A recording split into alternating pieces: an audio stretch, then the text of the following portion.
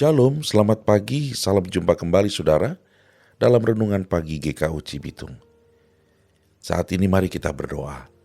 Bapa di sorga, terima kasih untuk pagi yang sejuk yang merupakan anugerah-Mu bagi kami.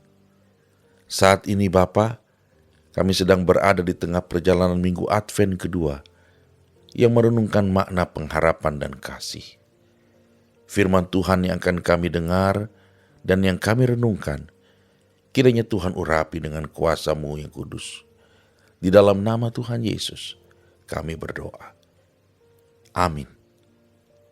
Saudara, pagi hari ini judul renungan kita adalah Didorong oleh Kasih, dengan bacaan firman Tuhan yang masih sama dari 1 Korintus 13 ayat yang kelima.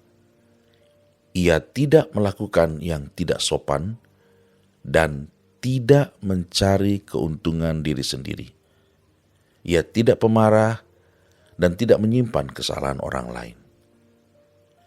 Saudara, hari Minggu kemarin lilin Minggu Advent kedua dinyalakan. Bila lilin pertama bermakna pengharapan, maka lilin kedua bermakna kasih.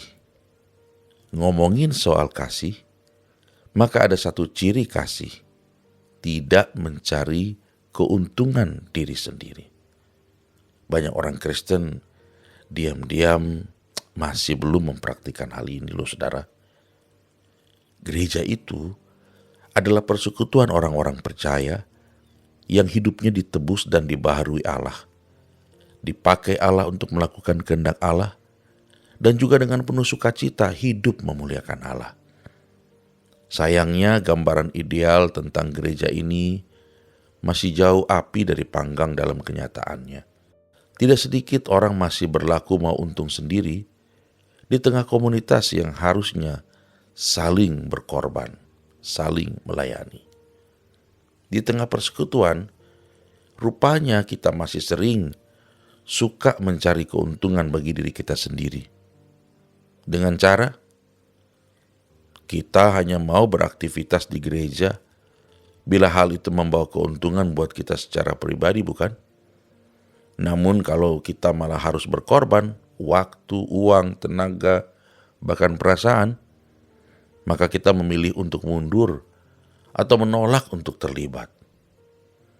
Atau kita hanya mau melayani di gereja di waktu-waktu sisa karena kita merasa bahwa kita berada di posisi yang penting di luar sana. Sehingga gereja harus mengerti kesibukan saya dan tidak boleh menuntut saya lebih. Atau ketika kita hanya mau didengar namun tidak mau mendengar pendapat orang lain. Ketika kita mau dihargai tetapi tidak mau belajar menghargai orang lain. Atau ketika gereja dalam keadaan jaya kita mau terlibat, namun ketika gereja mulai mengalami kekurangan ini itu, maka kita langsung ghosting alias menghilang entah kemana. Atau ketika selesai acara, maka ramai-ramai panitia membereskan kembali ruangan gereja. Namun kita diam-diam menyelinap keluar, mengambil kendaraan, lalu pulang ke rumah.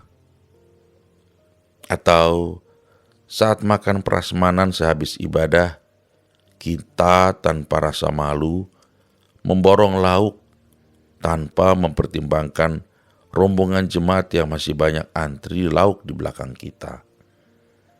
Atau kita selalu merasa paling benar dan tidak pernah beranggapan bahwa orang lain juga bisa benar.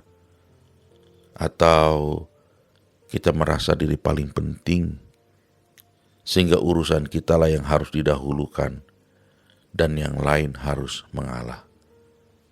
Saudara-saudara, ingatlah lilin kedua Minggu Advent sudah dinyalakan. Maka hal itu berarti kita diminta mulai mengembangkan kasih yang tidak egois dan menang sendiri.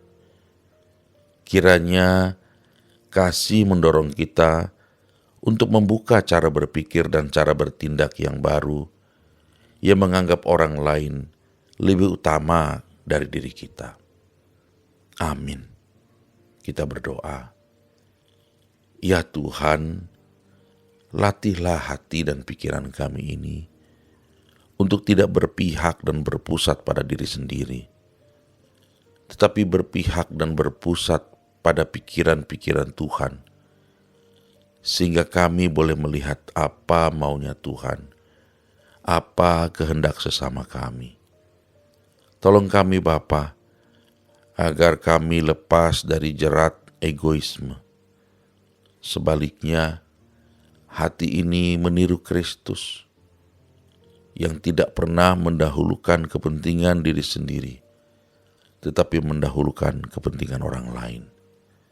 Terima kasih Bapa buat teguran yang Kau berikan kepada kami, agar kami menjadikan hidup ini jauh lebih bermakna dari hari-hari sebelumnya.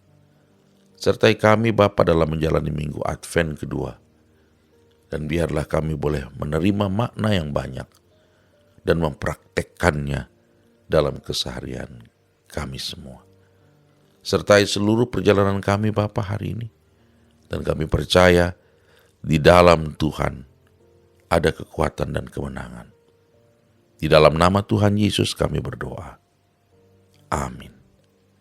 Kiranya damai sejahtera Allah menyertai saudara dalam seluruh aktivitas hari ini. Shalom.